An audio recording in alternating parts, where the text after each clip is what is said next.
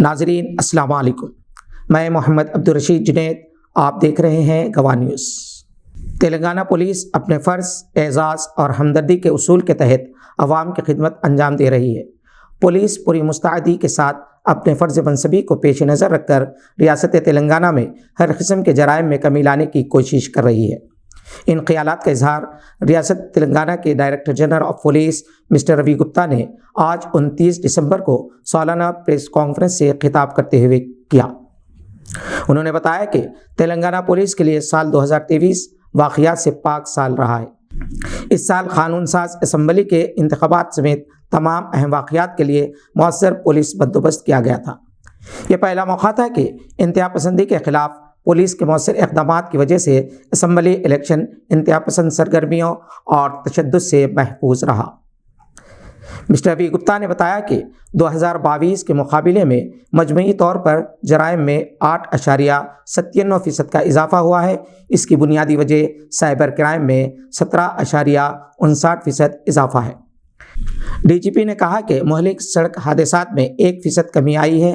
جان لیوا سڑک حادثات کی کل تعداد 6,362 رہی، جبکہ گزشتہ سال 6,432 تھی۔ ڈی جی پی نے بتایا کہ قتل کے کیسز میں بھی معمولی اضافہ ہوا ہے۔ 2023 کے دوران جائیداد کا کل نقصان 151.78 کروڑ روپے تھا۔ اس میں سے 80.81 کروڑ روپے برآمد کیے گئے۔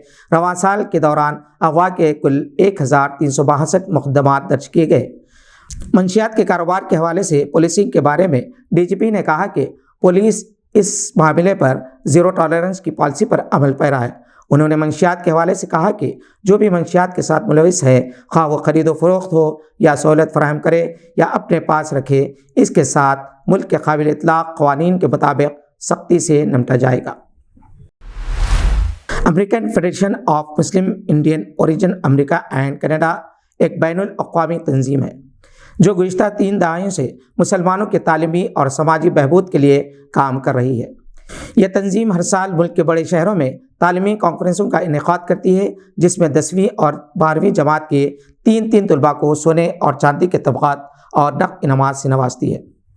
اس سال یہ کانفرنس پہلی بار تاریخی شہر اورنگ آباد میں 30 اور 31 دسمبر کو ڈاکٹر بابا صاحب امبیڈکر یونیورسٹی کے ہال میں منعقد کی جائے گی۔ یہ بات جناب عبدالقیوم ندوی نے ایک پریس کانفرنس میں بتائی۔ ایفمی کے کانفرنس میں ہندوستان کی 22 ریاستوں سے 80 ہونہار طلباء شرکت کریں گے، جنہیں ایوارڈ سے نوازا جائے گا۔ ادارے کی 32 سالہ تاریخ میں پہلی بار اورنگ آباد شہر کے 2 طلباء کو بین الاقوامی اعزازات سے نوازا جائے گا۔ کانفرنس کے منتظم ریڈ اینڈ لیڈ فاؤنڈیشن کے صدر مرزا عبدالقیوم ندوی نے کہا کہ کانفرنس میں American Federation of Muslim Indian origin کے اراکین موجود ہوں گے۔ محمد اسلم پرویز کلیدی مقرر ہوں گے۔ دیگر معزز مہمانوں اور مقررین میں ایم پی امتیاز جلیل، ایم پی فوزیہ خان، شبیر انصاری، مجتبیٰ فاروق، ڈاکٹر مظہر فاروقی، ڈاکٹر مخدوم فاروقی، سید خالد شہباز کے علاوہ ایفمی کے ذمہ داران ہوں گے۔ کنوینر مرزا عبدالقیوم ندوی اور انتظامیہ کمیٹی نے شہریان سے اس کانفرنس میں شرکت کی درخواست کی ہے۔ ہندوستان اور پاکستان دونوں ہی کو باکسنگ ڈے ٹیسٹ میچز میں شرمناک شکست کا سامنا ہوا۔ ساؤتھ افریقہ نے ہندوستان کو ایک اننگز اور 32 رن سے ہرا دیا تو ملبورن میں آسٹریلیا نے پاکستان کو 79 رن سے شکست دی۔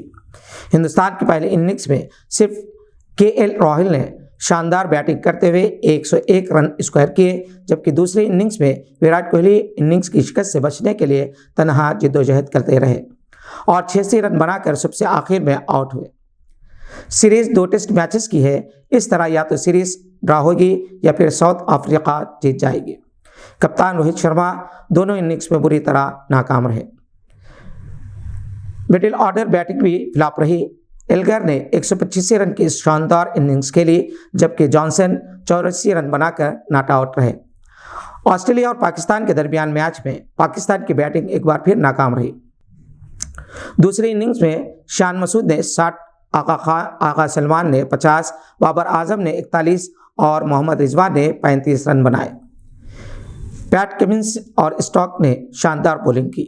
کمنس نے دونوں اننگز میں 5 وکٹ حاصل کیے، جنہیں مین آف دی میچ قرار دیا گیا۔